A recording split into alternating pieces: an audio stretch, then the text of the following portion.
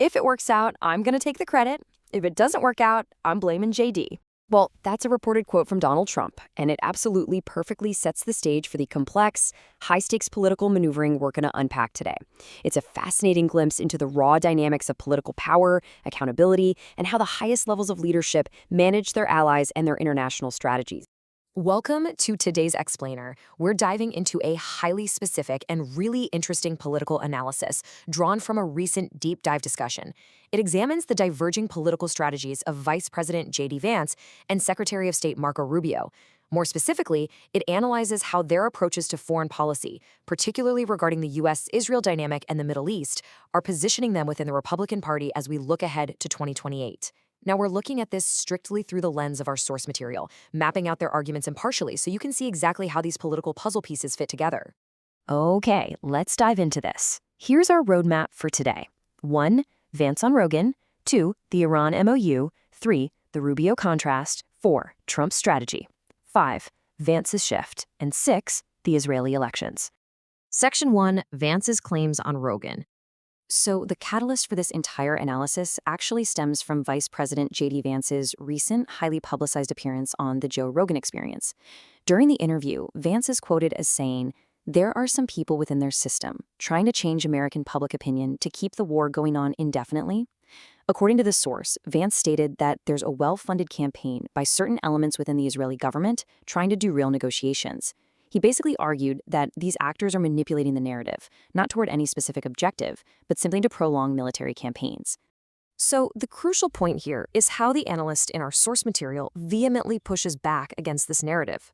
They offer a fierce rebuttal to the whole idea that Israel wants an endless war. Instead, they argue that the definitive goal of Israel is actually to end the indefinite war that's been waged against it for decades, and to do so by decisively defeating its enemies, not through some desire for expansionism. In fact, the source characterizes Vance's claim as highly offensive, going so far as to call it a modern political blood libel. The core argument is that absolutely no one in Israel, regardless of where they sit politically, desires wars simply for the sake of indefinite war. Section 2, the Iran MOU debate. Let's move along and see how this builds. The source maps this disagreement out on a very specific timeline to break down exactly why the controversial memorandum of understanding with Iran actually failed. While Vance reportedly blamed a coordinated influence campaign by online actors for tanking the deal, the source lays out a totally different reality. The MOU was signed, right? And they even progressed to a second set of understandings. But then, according to the source, the deal fundamentally collapsed because Iran simply didn't adhere to it. Specifically, the turning point was when Iranian forces actually began shelling ships in the Strait of Hormuz. The argument here is that the deal failed due to direct Iranian aggression, not because of a handful of social media influencers. Building on that timeline, the source makes a fascinating critique of Vance's debate style. They observe that instead of engaging with the substantive flaws of the MOU, like the lack of definitive curbs on Iran's nuclear program, Vance deflected. The source refers to this as a left-wing tactic. The argument is that Vance is framing legitimate policy disagreements and substantive criticism of a deeply flawed deal as coordinated personal attacks against him. And by doing this, he completely avoids having to defend the actual contents of the failed agreement. Section 3. The Marco Rubio contrast. Now, the source draws a sharp contrast between how these two men operate on the world stage. On one hand, you have Vance's reported approach, defending a failed MOU, personalizing political pushback, and blaming online influencers for policy collapses. But on the other hand, look at Rubio's approach in the immediate aftermath of that MOU falling apart.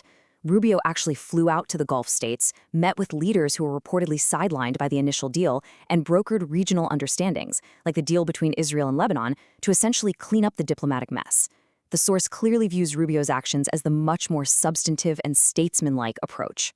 To further illustrate Rubio's standing, the source places heavy emphasis on a speech Rubio gave around the same time at a conference on left-wing terrorism. In it, he stated, "More than 80% of radical violence is now driven by far-left and anarchist actors, a hatred for civilization itself." The source highlights how Rubio brilliantly connected the global threats of Islamic terrorism with domestic left-wing radicalism, framing them both as a unified struggle against Western civilization. This kind of big-picture, macro-level worldview is presented as a stark contrast to what the source views as Vance's more localized political grievances. So when you look at the raw electoral map for 2028, the source lays out a compelling table of strategic factors. It's like a giant puzzle. While Vance is seen as targeting a younger, online-focused, shifting conservative demographic, Rubio has the potential to build a much broader coalition.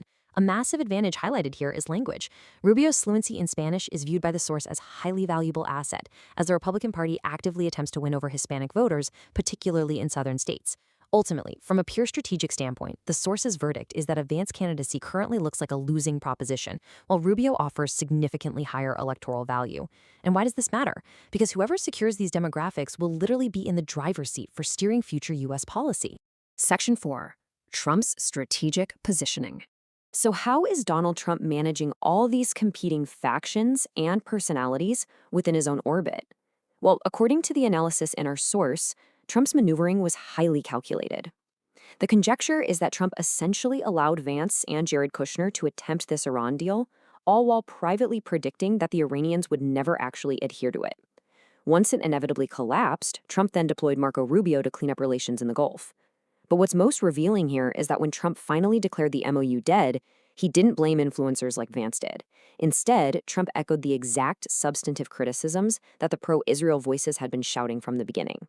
In fact, to justify killing the deal publicly, Donald Trump cited a specific, tragic number, 52,000. That is the number of protesters he stated had been killed by the Iranian regime. By citing the absolute brutality of the regime as the reason for walking away, Trump was completely aligning himself with the very critics that JD Vance had been complaining about. Trump effectively moved himself firmly into the Rubio camp of foreign policy. Section 5. Vance's evolving stance. And this brilliantly illustrates the source's claims regarding JD Vance's shifting public posture over his relatively short political career. When Vance was a senatorial candidate, he visited Israel, went to the Western Wall, and wore a kippah. However, as vice president, his approach changed remarkably. He was the only Republican to skip Prime Minister Netanyahu's address to Congress. Furthermore, when he recently visited the city of David in Jerusalem, a site with profound Jewish historical resonance, as King David's capital, Vance focused his public comments solely on the fact that he was walking on the same pilgrim's road where Jesus walked. The source suggests this is a deliberate political choice, basically a backing away from acknowledging the explicitly Jewish nature of the State of Israel, in favor of appealing to an entirely different demographic. Section 6. Upcoming Israeli elections. Now, understanding the U.S. dynamic requires understanding what is actually happening on the ground in Israel now that their Knesset has dissolved. The source breaks down the electorate to dispel some really common misconceptions. The largest faction is the current right-wing coalition. The opposition isn't entirely left-wing as the media often portrays it. A massive portion of the opposition is actually made up of right-wing parties that simply oppose Netanyahu personally. But politically, they're to his right. The remaining portion consists of anti-Zionist Arab parties that traditionally refuse to join any governing coalition at all. So the source's mathematical takeaway here is that a left-wing government in Israel is practically impossible right now because the numbers simply do not add up. Based on that math, the source's predictions for Israel are very straightforward. The Israeli electorate has moved significantly to the right over the past 20 years, and that shift has only violently accelerated since the events of October 7th. Therefore, the next coalition will undoubtedly be right-wing, and in all likelihood, it's going to continue to be headed by Prime Minister Benjamin Netanyahu. These internal dynamics will absolutely dictate how the Middle East interacts with whoever happens to be sitting in the Oval Office. We've looked at JD Vance's shifting strategies, Marco Rubio's substantive counterplays, Donald Trump's overarching orchestration, and the unyielding political reality within Israel itself. These inside baseball political maneuvers ultimately dictate the global geopolitics and foreign policy that affect all of us. Now, what's really interesting about this final question is this. How will these internal geopolitical rivalries, combined with the impending right-leaning Israeli elections, shape the global political landscape as we head toward the 2028 presidential cycle? The pieces are moving quickly on the board, and the alliances being formed right now will absolutely define the next era of foreign policy. Thank you for joining me for this explainer. Keep asking questions and keep exploring the sources.